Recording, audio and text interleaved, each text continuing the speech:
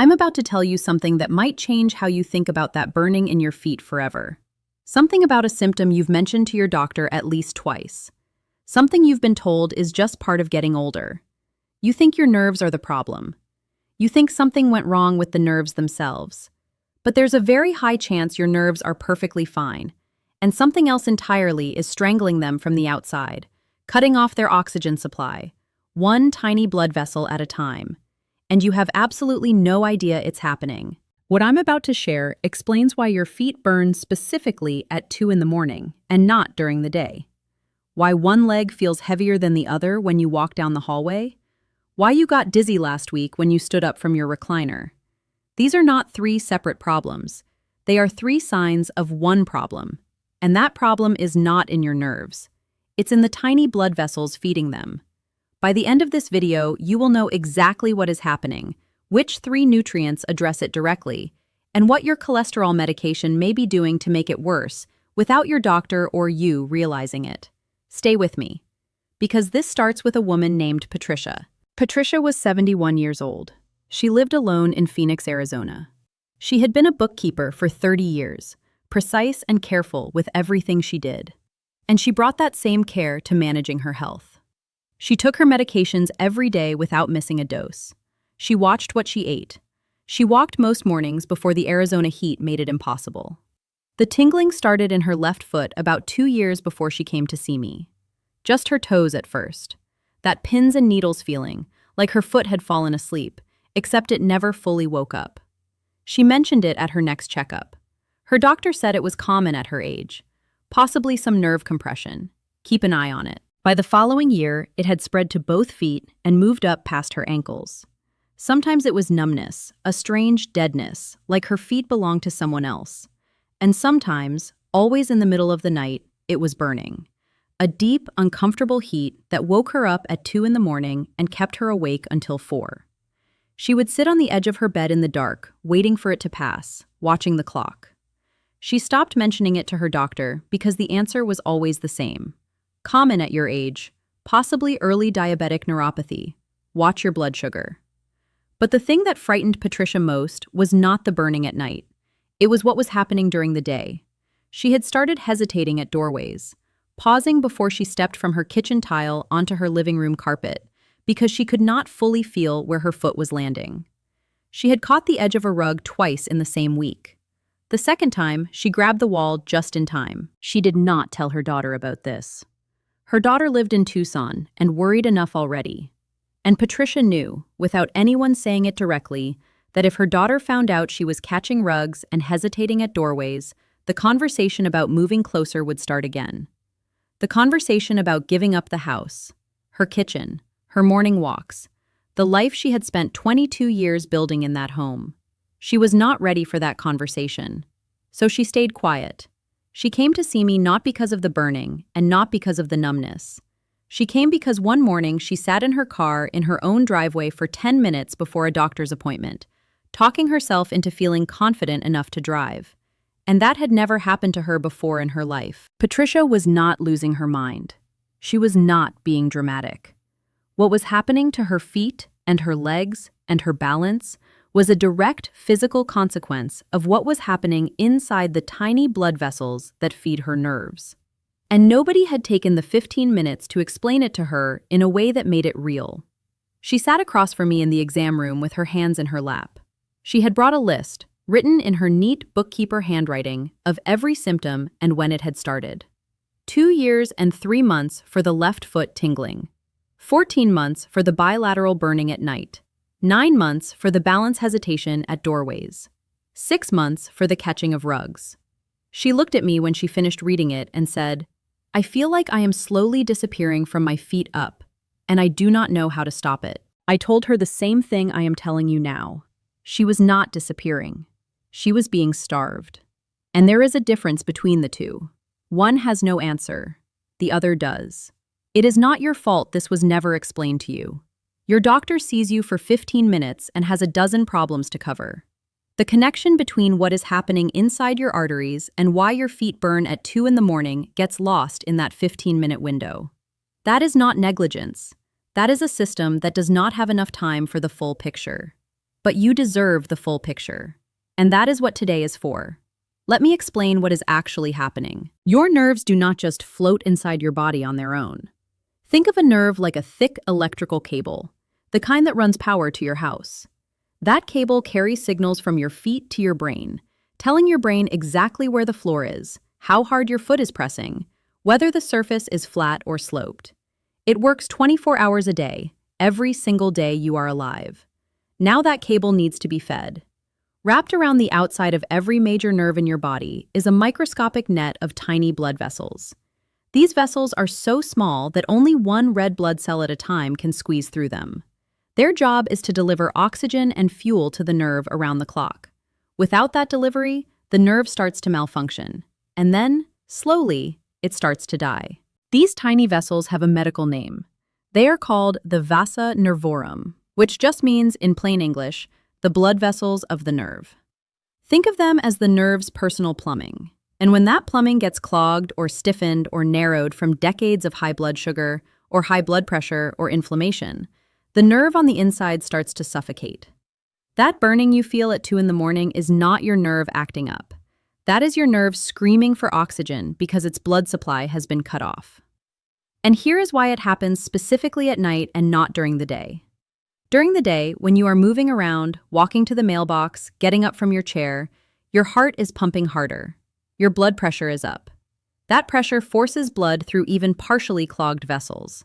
The nerve gets just enough oxygen to stay quiet. But at night, when you lie down and your heart rate slows and your blood pressure drops, those already narrowed vessels close almost completely. The nerve that was barely surviving on reduced blood flow during the day now gets almost nothing. And that is when the burning starts. 2 in the morning, 3 in the morning, right on schedule. Now here is something I need you to hear clearly, because it matters for everything else I am going to tell you. This is not inevitable just because you are over 60. A 70-year-old's tiny capillaries, those one red blood cell-wide vessels, are about 50% less flexible than a 40-year-old's. Decades of blood sugar spikes, even mild ones, cause a process called glycation, which just means sugar molecules stick to the vessel walls and harden them over time. Like calcium slowly building up inside a water pipe until the flow gets weaker and weaker. A 40-year-old nerve can survive a night of low blood pressure because its plumbing can still flex and squeeze every last drop of oxygen through. A 70-year-old nerve with hardened, narrowed vessels cannot. But hardened does not mean finished. The vessels can still be opened. The nerve can still be fed. And the 3 signs I am about to describe, along with the specific nutrients that address each one, are the closest thing to a plumbing repair kit for your nerve's blood supply that exists outside of a prescription pad. Comment below right now and tell me which of these symptoms you have. The nighttime burning. The feeling like a sock is bunched up under your toes even when your feet are bare. Catching rugs or hesitating at doorways. Tell me how long it has been going on and whether your doctor connected it to your circulation. I want to know what you are dealing with. And I want every other person watching this who has been told it is just aging to see that they are not alone. Sign number 1 is what I call the phantom sock. You know the feeling of pulling on a sock in the morning and realizing it is bunched up under your toes? That uncomfortable wad of fabric you have to reach down and fix? The phantom sock is when you feel exactly that sensation, except there is no sock. You reach down and your foot is bare. The problem is not the sock. The problem is that the sensory nerves in the bottom of your foot are misfiring because they are not getting enough oxygen from their clogged blood supply. Some people describe it differently, walking on cotton wool, or on a mattress that is just slightly too soft. That gentle disconnect between your foot and the floor that makes you feel like you are not quite landing where you think you are landing. That is sensory ischemia, which just means the feeling nerves in your foot are being starved. Now here is a piece of history that most people have never heard, and I find it one of the most remarkable stories in all of medicine. In the 1800s, doctors called this exact set of symptoms burning feet syndrome. At that time, nobody knew what caused it. But doctors working with prisoners of war noticed something extraordinary. Prisoners who were given yeast extract, which we would now recognize as a source of B vitamins, started to get better.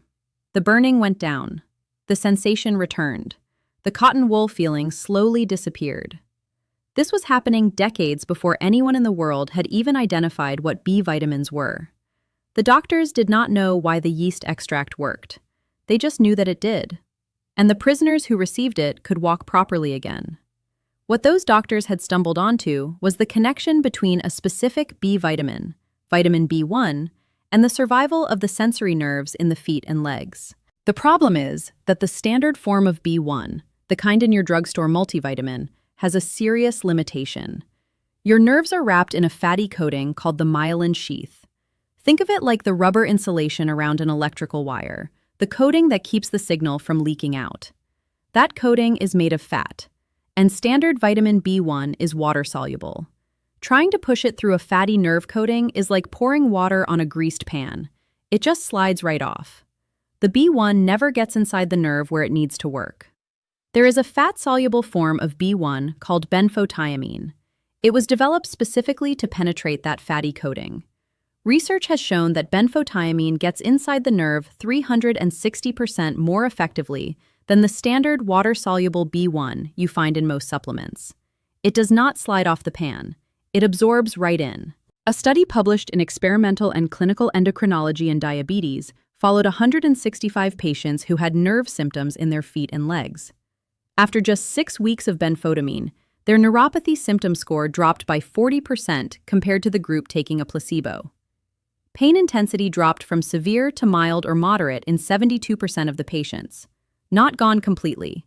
But the difference between lying awake at 2 in the morning and being able to sleep through the night. For food, a quarter cup of sunflower seeds provides about 35% of your daily B1 needs. But I want to be honest with you about something. For nerve repair at a level that actually makes a difference, food alone is almost never enough. The food sources support. The supplement is what reaches therapeutic levels. This is one of those situations where the supplement form is not optional if you want to actually feel the change. Now here is something about that benfotiamine study I want to make real for you. Because a 40% reduction in neuropathy symptom score sounds like a number on a page until you understand what it meant for the people living with those symptoms. In that study, patients who had been rating their foot pain as severe, meaning it was waking them up at night and affecting their ability to walk, rated it as mild or moderate by the end of 6 weeks. Mild or moderate means you can sleep. It means you can walk to the kitchen in the morning without bracing yourself. It means the burning is still there sometimes, but it is no longer running your life. That is what 40% feels like from the inside. The sunflower seeds I mentioned are worth adding to your daily routine as a food foundation. A small handful on a salad, mixed into yogurt, or eaten on their own provides a meaningful base of B1 alongside the supplement. Think of the food as laying the groundwork and the benfotiamine as doing the therapeutic work. Both matter. Neither one alone is complete. Now I need to tell you about a medication that many of you are taking right now that may be quietly making this worse. And I want you to hear this not as a reason to stop your medication, because I am not telling you to stop anything, but as information your doctor may not have connected to your symptoms. Statins. Atorvastatin, simvastatin, rosuvastatin. These are among the most commonly prescribed medications in the world, and millions of people over 60 take them every day for cholesterol. Statins work by blocking a specific pathway in the liver called the mevalonate pathway. That pathway makes cholesterol, which is why statins are prescribed. But that same pathway also makes something else, something called CoQ10, coenzyme Q10. Think of CoQ10 as the kindling that gets the fire started inside your cells. Every cell in your body runs on energy produced by tiny structures called mitochondria. The mitochondria are the furnace. CoQ10 is the kindling that lights the furnace. Without enough CoQ10, the furnace runs cold. And the nerve cells that are already struggling from reduced blood flow through clogged Vasa Nervorum are now also running low on the fuel they need to keep their signals firing. Studies show that long-term statin use increases the risk of developing nerve damage by between 14 and 26%. If you are on a statin and your nerve symptoms started or got noticeably worse after you began taking it, that connection deserves a direct conversation with your doctor. Not to stop the statin without guidance, to ask about CoQ10 supplementation alongside it. Subscribe now if you have not already, because sign number 2 is the one most people wave off as nothing. and it is the most dangerous sign on this list. Sign number 2 is the dizziness when you stand up from your recliner. You know this one. You push yourself up from your chair, maybe you have been sitting watching television for a while, and for just a second or two, the room tilts. Your vision goes slightly gray at the edges. You reach for the armrest or the wall and wait for it to pass. 10 seconds, maybe 15. Then it is gone and you feel fine and you tell yourself it is nothing. I want you to take that symptom very seriously. Not to frighten you, because what just happened tells me something specific about the nerves controlling your heart and blood vessels. When a healthy person stands up, here is what is supposed to happen. The nerves running through your legs and belly act like a series of clamps on the blood vessels. The moment you go from sitting to standing, those nerves sense the change and immediately squeeze those vessels tight, pushing blood upward toward your brain against gravity. This happens in less than a second. You stand up. The clamps close. Your brain gets its blood. You feel nothing. Now imagine those clamps are attached to a nerve that is being slowly starved through clogged Vasa Nervorum. The clamp is still there, but the nerve running it is sluggish. The signal takes too long to travel. When you stand, your blood pools in your legs for those 2 or 3 seconds while the signal is still making its way through a half-functioning nerve. Your brain gets less blood than it needs. The room tilts. Your vision grays. As we get older, the pressure sensors in your neck, called baroreceptors, also become less sensitive with age. Think of them like a thermostat that has gotten unreliable after years of use. It still works, mostly, but it does not respond as quickly or as accurately as it did when it was new. Combined with nerves that are already struggling, a person over 70 is 5 times more likely to faint from this kind of drop and hit the floor than a younger person. A fractured hip from a fall is one of the most serious medical events that can happen after 65. And the dizziness when you stand up from your recliner is your body sending you a specific signal about your autonomic nervous system, the system that keeps your blood pressure working automatically without you thinking about it. Do not wave it off.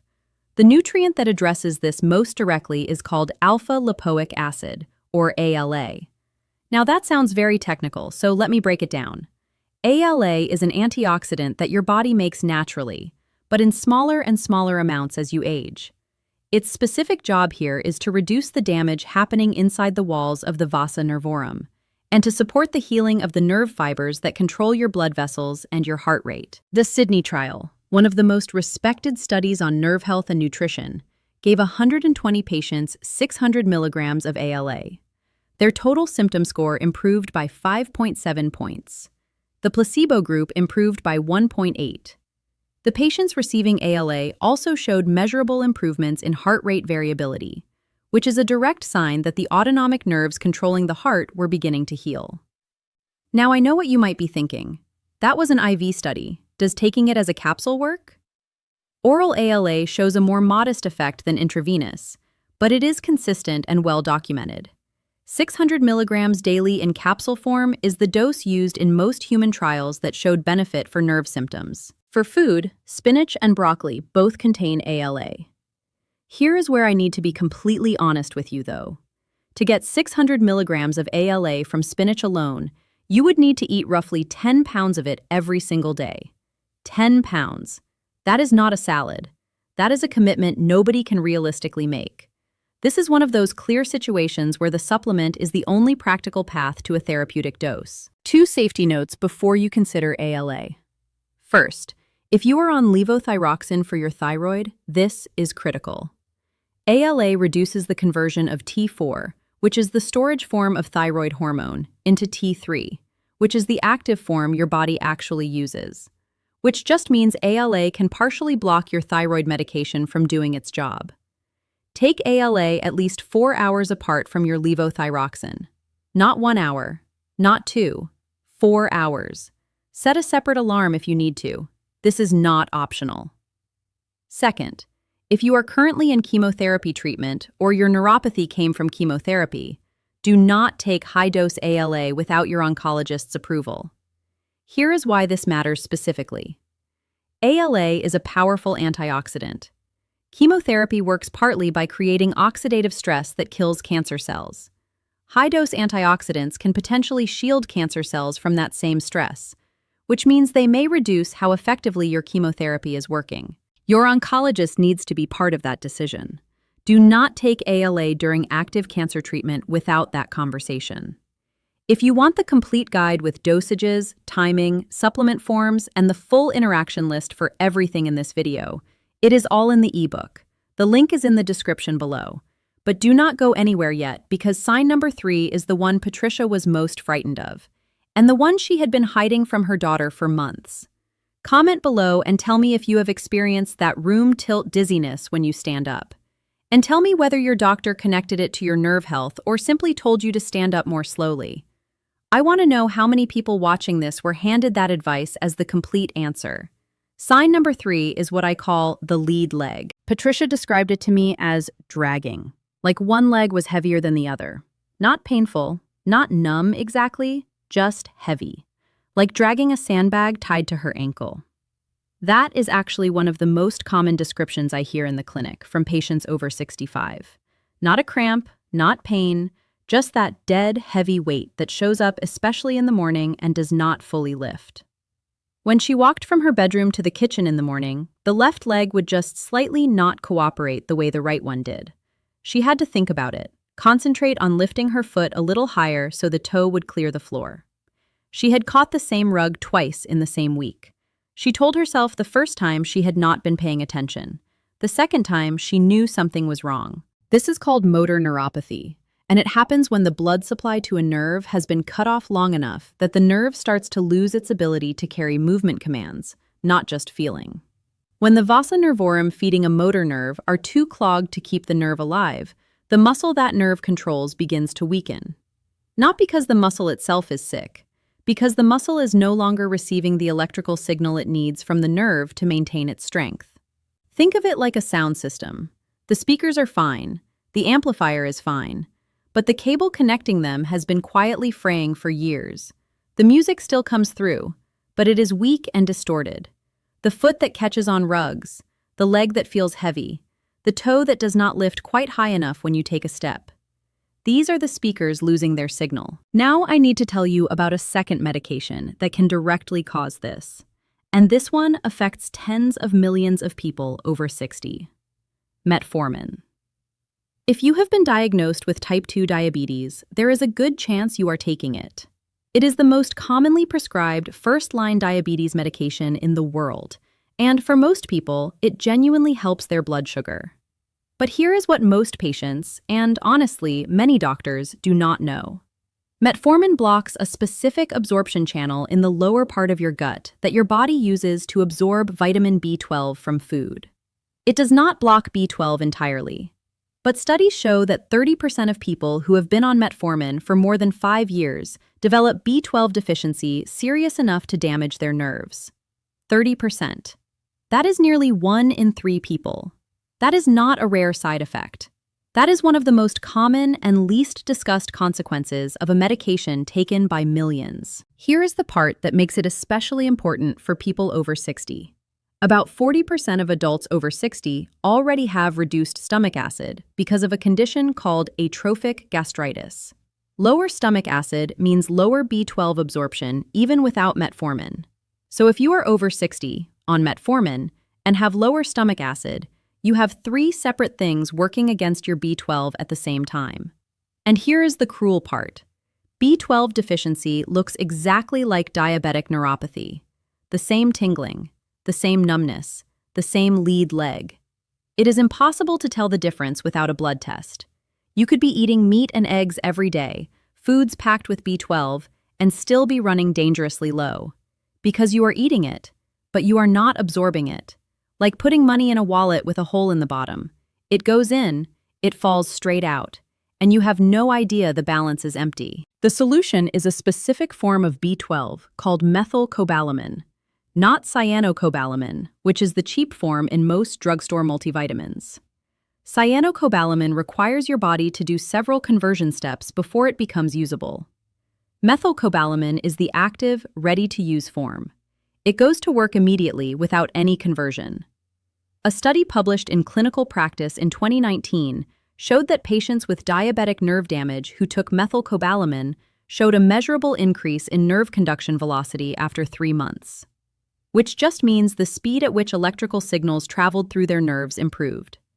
The fraying cable starting to carry a cleaner signal. The best food source for B12 is something most Americans have not eaten since their grandmother cooked it: clams. 3 ounces of clams, a small serving, contains 1,400% of your daily B12 requirement. Not 14%, 1,400. No other food on earth comes close. Beef liver is second at around 900% per serving. If clams are not something you eat regularly, and for most people they are not, methylcobalamin in supplement form is the practical answer. Comment below and tell me if you are on metformin and whether anyone has ever checked your B12 level at your annual checkup, or whether anyone suggested supplementing it alongside your diabetes medication. This gap between what a medication does and what the patient is told about it is one of the most common things I see. Now I want to tell you about something happening inside your Vasa Nervorum that nobody has named for you yet. Something that connects everything I have described into one picture. And it starts with a Harvard researcher who was right for 20 years before anyone would listen to him. There is an amino acid that circulates in your blood called homocysteine. It is a byproduct of normal metabolism. In healthy amounts, your body recycles it and clears it without any problem. But in older adults, especially those who are low in B12, B6, and folate, it builds up. And when it builds up, it does something destructive to your Vasa Nervorum. Think of the inside of those tiny vessels as freshly painted walls. Smooth. Clean. Blood flows through without resistance. Homocysteine, when elevated, acts like sandpaper on those walls. It scratches the smooth lining, creates microscopic rough patches. And where there are rough patches, inflammation follows. Scar tissue builds. The vessel narrows further. More of the nerve's plumbing gets blocked. In 1969, a Harvard pathologist named Dr. Kilmer McCulley was examining children with a rare genetic defect that caused their homocysteine to be extremely elevated. These were young children, toddlers. And when he examined their arteries, they looked like the arteries of an 80-year-old, completely hardened, clogged. Decades of damage in a child's body. Dr. McCulley published his findings and proposed what he called the homocysteine theory of cardiovascular disease. The idea that elevated homocysteine was not just a marker of disease, but a direct cause of arterial damage. And for this, he was fired from Harvard. His research was dismissed. The pharmaceutical industry had enormous investment in cholesterol as the primary villain, and a competing theory was not welcome. For 20 years, Dr. McCulley worked in near obscurity at a Veterans Administration hospital, continuing his research with minimal resources while the mainstream ignored him.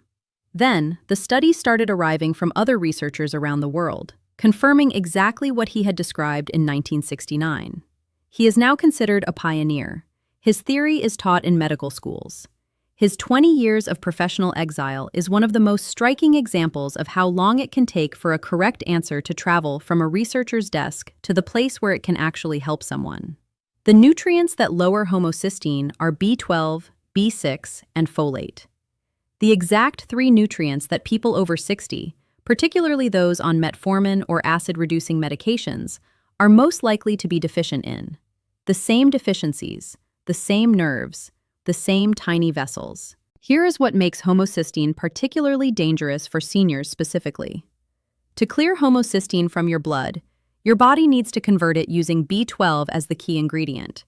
But 40% of people over 60 have a condition called atrophic gastritis, which means the cells lining the stomach have gradually worn down and no longer produce enough acid. And stomach acid is what breaks down B12 from the food you eat, so your gut can absorb it. So here's what happens in a 70-year-old who has been eating well and doing everything right. They eat a piece of salmon for dinner. That salmon is loaded with B12. But their stomach cannot break it down properly because the acid is too low. The B12 passes through. The homocysteine builds up because it has no B12 to use for the recycling process. And the tiny vessels feeding the nerves in their feet get rougher and narrower week by week, month by month, while the salmon sits in the refrigerator looking like the healthy choice. They are starving in the midst of plenty. This is why the form of B12 matters so much for older adults. Methylcobalamin, the active form, can be absorbed under the tongue, directly through the mucous membrane into the bloodstream, bypassing the stomach acid problem entirely. This is called sublingual absorption. For someone with atrophic gastritis or anyone on long-term acid reducers, sublingual methylcobalamin can be the difference between repleting the deficiency and not. Subscribe now so you do not miss what is coming, because what I am about to describe is one simple thing you can buy at any grocery store and prepare in your kitchen tonight. Your Vasa Nervorum are surrounded by a thin layer of smooth muscle. That muscle is what controls whether the vessel is wide open, allowing maximum blood to the nerve, or squeezed narrow, restricting it. In a young, healthy body, the cells lining the inside of the vessel constantly produce a molecule called nitric oxide. Nitric oxide tells the smooth muscle to relax, to open up, to let the blood through freely. As we age, as the vessel walls accumulate damage from glycation and homocysteine and chronic inflammation, nitric oxide production drops off. The smooth muscle gets less of the relaxation signal. The vessels stay narrower. The nerve stays starved. Think of nitric oxide as the building supervisor who walks through every morning telling all the pipes to open up. After years of that supervisor being absent, the pipes have gradually closed down. What you are about to learn is how to send that supervisor back to work. Beetroot contains some of the highest concentrations of dietary nitrates of any vegetable. When you eat beetroot, those nitrates are converted by bacteria in your mouth, specifically in your saliva, into nitric oxide that absorbs directly into your bloodstream. This is why chewing matters. If you swallow beet juice quickly without it spending time in your mouth, you lose some of the conversion. Let it coat your mouth as you drink or chew. A study published in the journal Hypertension in 2015 showed that older adults who drank 250 milliliters of beet juice every day saw a 10-point drop in their systolic blood pressure and a 20% increase in endothelial flexibility within just 4 weeks. The same flexibility that had been declining for years began to improve in 4 weeks. 2 medium raw beets grated into a salad every day delivers a therapeutic nitrate dose. And the preparation matters. Cooking destroys nitrates. Boiling destroys about 50% of them. Roasting is better than boiling, but still causes some loss. Raw is best. Grated raw beet in a salad with some olive oil and lemon juice is the most effective and simplest way to do it. If raw beet is not something you enjoy, a small glass of cold-pressed beet juice from the refrigerated section of the grocery store is a very close second. One safety note: if you are on warfarin or any blood thinner, speak to your doctor before significantly increasing your beet intake. Beets are high in vitamin K, which can affect how blood thinners work. Comment below and tell me if you have tried beets for your health and what you noticed. And while you are down there, tell me which of the 3 signs resonated most with you today. The 2 in the morning burning, the dizziness from the recliner, or the heavy leg. Your answer helps me understand what most people watching this are living with. Now let me give you the full picture of the medication trap. Because statins, metformin, and acid-reducing medications like omeprazole are collectively taken by a very large proportion of people over 60, often all 3 at the same time. Statins deplete CoQ10, which your nerve cell mitochondria need to produce energy. Metformin blocks B12 absorption, which your motor and sensory nerves need to carry their signals. Proton pump inhibitors, the acid reducers like omeprazole and pantoprazole, reduce stomach acid enough that both B12 and magnesium absorption drop significantly with long-term use. A person taking a statin for their cholesterol, metformin for their blood sugar, and omeprazole for their acid reflux is receiving 3 simultaneous depletions of 3 separate nutrients their nerves depend on. And the symptoms of those depletions, the fatigue, the tingling, the weak leg, the poor balance, are being attributed to aging, or to the diabetes itself, or to a nerve condition being managed as though it appeared out of nowhere. None of this is your fault. And here is what I want you to understand about why this happens so consistently. The cardiologist managing your cholesterol, and the endocrinologist managing your blood sugar, and the gastroenterologist managing your acid reflux are often not talking to each other. They each manage their piece of the picture. And the patient, which is you, is the only one who is in all 3 rooms. But unless you bring the connection with you, nobody sees it. There is a term for what happens when multiple medications collectively strip the body of what it needs. Some researchers call it the polypharmacy nutrient drain, which just means that when you are on several medications at once, the combined effect on your nutrient levels can be far worse than any single medication alone. A person on a statin for 5 years and metformin for 7 years and omeprazole for 3 years has had a decade or more of overlapping depletions. Their blood sugar has been controlled, their cholesterol has been managed, their reflux has been quiet, and their nerves have been slowly losing what they need to survive. The medications were doing their jobs. The nutrient levels were not being monitored alongside them. That is the gap.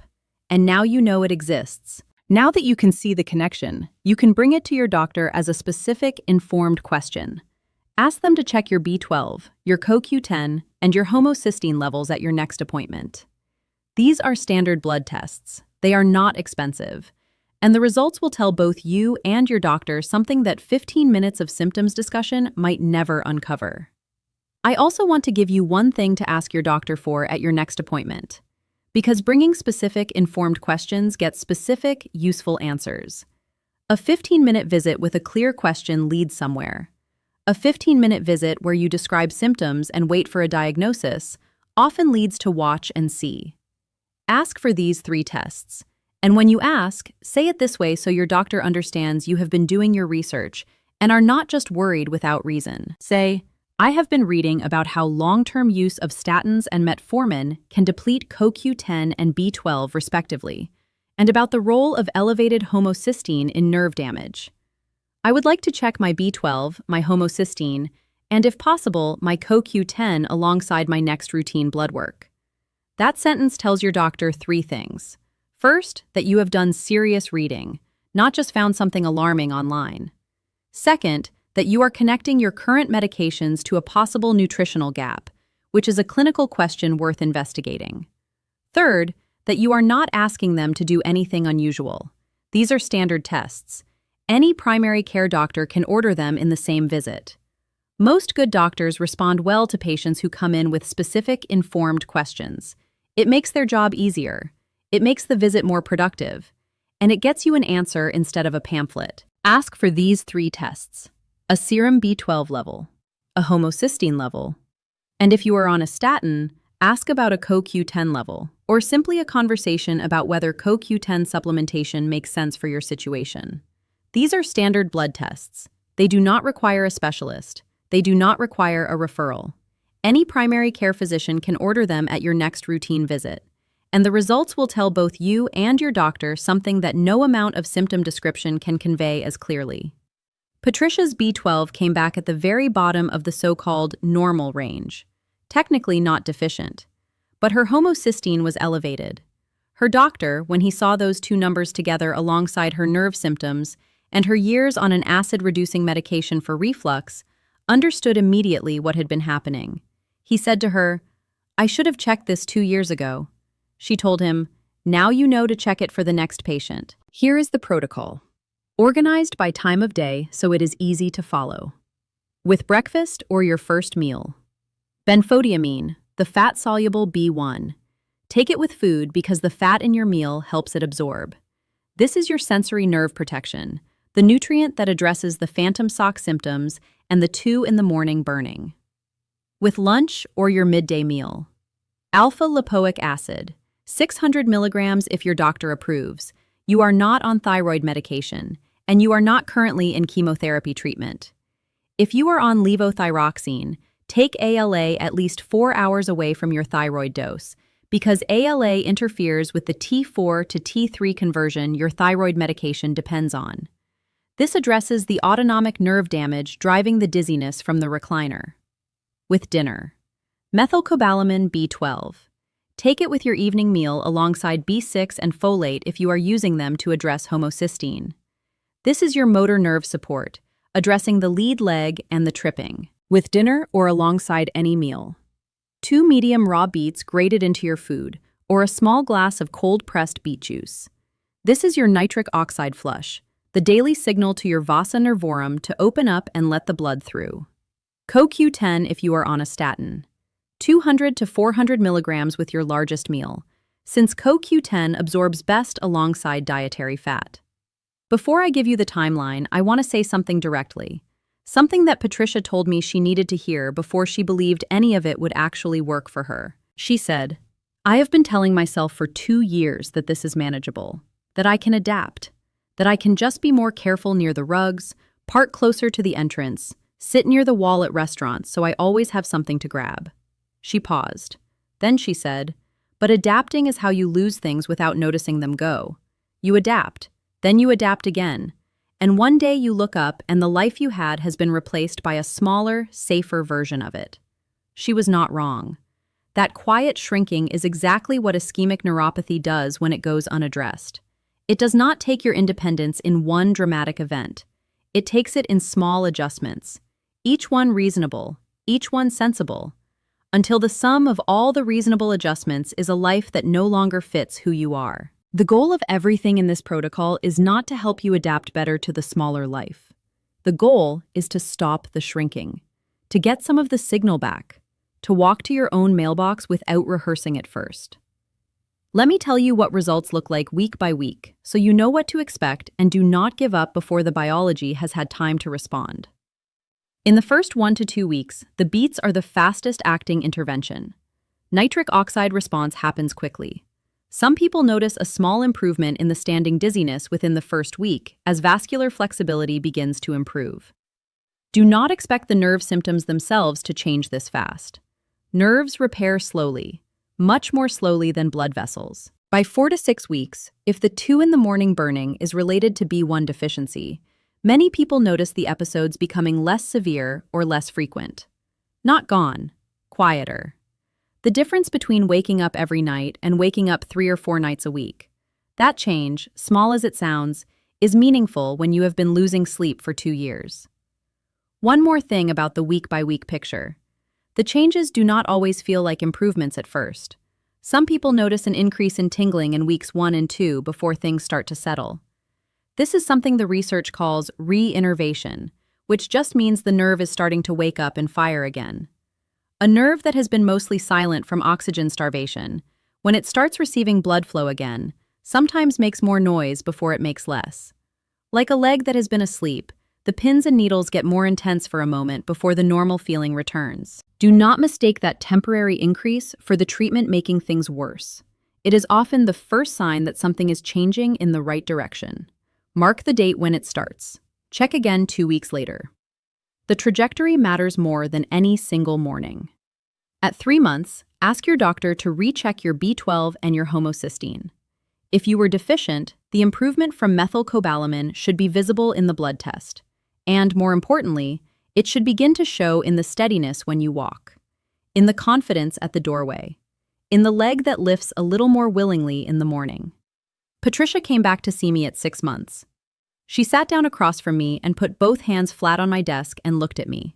She said, "I drove myself here today and I did not sit in the parking lot." She had been making this drive for over 2 years. That was the first time she had not needed to talk herself into it from the parking lot before coming inside. The burning at night was not gone, but it was 4 nights a week instead of every night. The phantom sock feeling had reduced to what she described as occasional.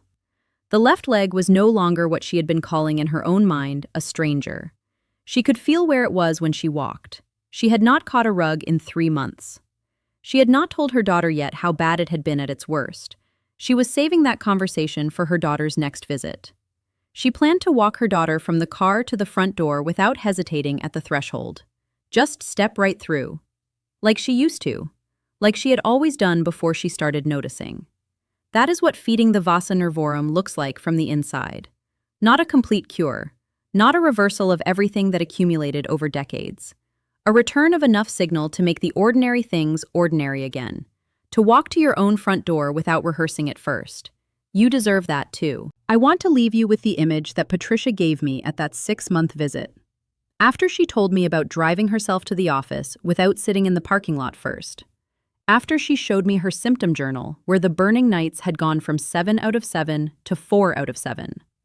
After she stood up from the chair and walked to the window without a single hesitation. She turned around and said, "I told my daughter last week about all of it. how bad it had gotten. The rugs, the driveway, the parking lot. I asked her what her daughter said. She said her daughter cried. And then she asked what had changed. And Patricia told her, I finally found out what was actually happening. Not what to be careful about, what was actually happening.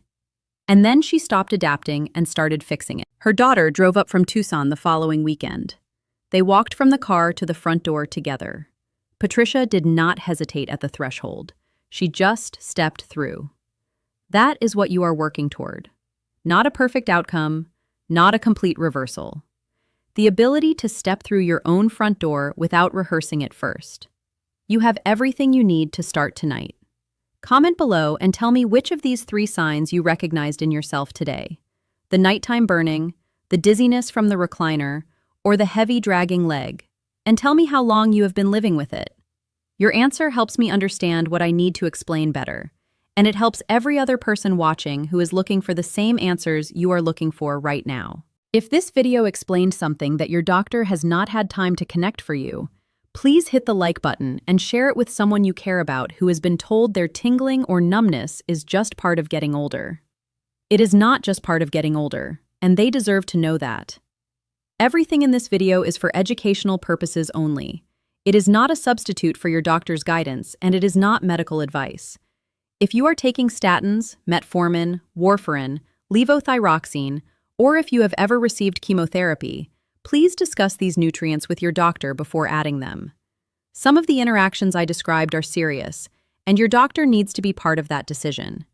The complete protocol with every dosage, every study reference, every safety warning, and the full interaction checklist is in the ebook. The link is in the description below. I will see you in the next video.